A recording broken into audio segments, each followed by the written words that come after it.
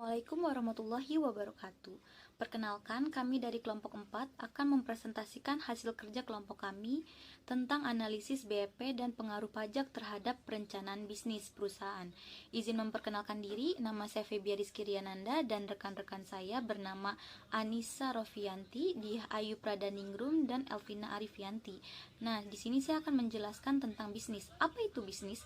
Bisnis merupakan suatu kegiatan atau aktivitas yang dilakukan oleh perorangan atau juga organisasi yang melingkupi aktivitas produksi, pembelian, penjualan, atau juga pertukaran barang dan jasa dengan tujuan untuk bisa mendapatkan keuntungan atau laba.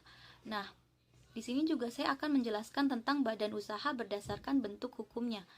Badan usaha yang bukan berbentuk hukum adalah perusahaan swasta yang didirikan serta dipunyai oleh beberapa orang pengusaha secara bekerja sama. Jenis perusahaan ini biasanya menjalankan usaha dalam bidang perekonomian, contoh perusahaan perorangan dan perusahaan persekutuan atau firma atau CV. Nah, di sini juga ada badan usaha yang berbadan hukum. Nah, maksud di sini adalah perusahaan yang bisa dipunyai oleh swasta ataupun negara, bisa juga berupa perusahaan persekutuan, atau jenis perusahaan ini didirikan serta dipunyai oleh beberapa orang pengusaha baik dari negara ataupun swasta yang memenuhi syarat sebagai badan hukum yang berbadan hukum. Misal, perseorangan terbatas, koperasi, badan usaha milik negara atau Perum dan Persero, dan badan-badan usaha lainnya yang dinyatakan sebagai badan hukum serta memenuhi kriteria badan hukum. Nah, baik, selanjutnya akan dipresentasikan oleh teman saya yang bernama Elvina Arifianti. Kepada Elvina Arifianti dipersilahkan. Baik, terima kasih Febia. Sebelumnya perkenalkan, nama saya Elvina Rivianti. Saya akan melanjutkan materi mengenai analisis break-even point. Break-even point dapat diartikan sebagai suatu titik atau keadaan di mana perusahaan di dalam operasinya tidak memperoleh keuntungan dan tidak menderita kerugian. Dengan kata lain, penjualan dan pendapatan hasilnya sama. Analisis break-even secara umum dapat memberikan informasi kepada pimpinan bagaimana pola hubungan antara volume penjualan, biaya, dan tingkat keuntungan yang akan didapatkan pada tingkat penjualan tertentu. Seperti penjualan minimal yang harus dipertahankan supaya perusahaannya tidak mengalami kerugian, penjualan yang harus dicapai agar dapat keuntungan, serta minimal penjualan agar perusahaan tidak mengalami rugi. Salah satu kelemahan dari break-even point adalah bahwa hanya ada satu macam barang yang diproduksi atau dijualnya. Jika lebih dari satu macam, maka kombinasi penjualannya akan tetap konstan. Biaya yang dikeluarkan perusahaan dapat dibedakan menjadi 3. Yang pertama ada variable cost atau biaya variabel, yaitu jenis biaya yang selalu berubah sesuai dengan perubahan volume penjualan, di mana perubahannya terlihat dalam biaya variabel total.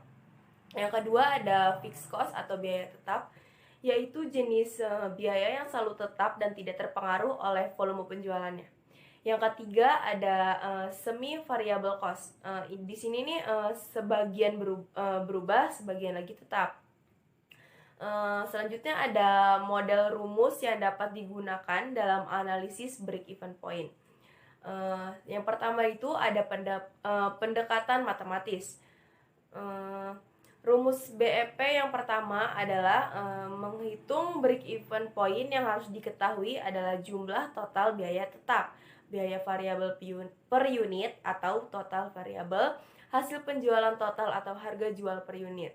Rumus yang dapat digunakan ini ada 2, yaitu break-even point dalam unit yang dapat dicari dengan FC per P minus VC. Yang kedua ada break-even point dalam rupiah yang dapat dicari menggunakan VC per I dikurang VC per S, di mana FC biaya tetap, VC biaya variabel, P itu harga per unit, dan S itu jumlah barang yang terjual. Di sini ada contoh kasus. Diketahui PT Gear Second memiliki usaha di bidang alat perkakas martil dengan data kapasitas produksi yang mampu dipakai itu 100.000 unit mesin martil. Harga jual persatuan itu diperkirakan 5.000 per unit. Total biaya tetap itu sebesar 150 juta dan total biaya variabelnya sebesar 250 juta. Total biaya tetap ini dapat dicari dengan menambahkan biaya overhead pabrik 60 juta, biaya distribusi 65 juta, biaya administrasi 25 juta, sehingga totalnya 150 juta. Biaya variabel dapat dicari dengan menjumlahkan biaya bahan 70 juta, biaya tenaga kerja 85 juta, overhead pabrik 20 juta, biaya distribusi 45 juta, biaya administrasi 30 juta, sehingga totalnya sebesar 250 juta. Penyelesaian dari kasus ini adalah total penjualan itu dapat dikali 100.000 kapasitas produksi dikali dengan 5.000 menghasilkan 500 juta. Biaya tetap unit itu dapat dicari dengan 150 juta dibagi dengan 100.000 menghasilkan 1.500 per unit. Yang kedua ada biaya variabel unit yang dapat dicari dengan 250 juta dibagi 100.000, hasilnya 2.500 per unit. Selanjutnya untuk mencari BEP dalam unit adalah 150 juta dibagi 5.000 dikurang 2.500, hasilnya 60.000 unit. Jadi perusahaan ini harus menjual 60.000 unit per kakas agar BEP. Selanjutnya mencari BEP dalam rupiah, yaitu 150 juta dibagi 1 dikurang 250 juta dibagi 500 juta, hasilnya 300 juta. Jadi perusahaan harus mendapatkan omset sebesar 300 juta agar BEP. Untuk membuktikan kedua hasil tadi dapat dibuktikan dengan 60.000 unit yang merupakan unit BEP dikalikan dengan harga jual unit sebesar 5.000 menghasilkan 300 juta. Sekian dari saya, selanjutnya akan dilanjutkan oleh Teh Anissa. Baik, terima kasih. Nama saya Anissa Ropianti. Saya akan melanjutkan materi tentang grafik, anggapan, dan margin. Pendekatan grafik, dalam gambar grafik akan terlihat garis-garis biaya tetap dan biaya variabel. Ada garis penghasilan penjualan. Besarnya volume penjualan dalam unit digambarkan pada sumbu horizontal atau sumbu X. Dan besar biaya dan penghasilan penjualan digambarkan dengan sumbu vertikal atau sumbu Y. Anggapan dan keterbatasan analisa break-even. Anggapan merupakan suatu konsep dasar atau dasar pemikiran yang harus ditetapkan walaupun anggapan tersebut mungkin tidak sesuai dengan kenyataan. Dari sini ada menurut Mulyadi keterbatasan analisa break-even, yaitu yang pertama, garis biaya keseluruhan, yaitu garis yang menggambarkan jumlah biaya tetap dan biaya variabel. Seharusnya tidak digambarkan sebagai garis lurus, sebab dalam kenyataannya biasanya biaya tersebut tidak berubah secara proporsional tiap satuan produk. Nah, yang kedua di sini garis lurus yang menggambarkan penerimaan penjualan juga tidak dapat menggambarkan keadaan yang sebenarnya. Yang ketiga, bagan break-even menunjukkan gambaran yang status sedangkan jalannya perusahaan amat dinamis. Nah, yang keempat, seringkali demi penyederhanaan diabaikan adanya klasifikasi biaya semi variabel atau semi tetap. Nah, sini ada margin. Informasi tentang margin of safety ini dapat dinyatakan dalam rasio antara penjualan menurut budget dengan volume penjualan pada tingkat break-even. Penjualan MOS yang direncanakan, yang pertama di sini ada penjualan per budget, penjualan per titik impas dikali persen. Nah, yang kedua di sini ada penjualan MOS, penjualan per budget dikurang penjualan per titik impas, penjualan per budget dikali persen. Perusahaan yang mempunyai margin of safety yang besar itu lebih baik karena hal ini menunjukkan indikasi atau gambaran kepada perusahaan berapakah penurunan penjualan yang dapat ditolerir sehingga perusahaan tidak menderita rugi ya tapi juga belum memperoleh laba. Terima kasih.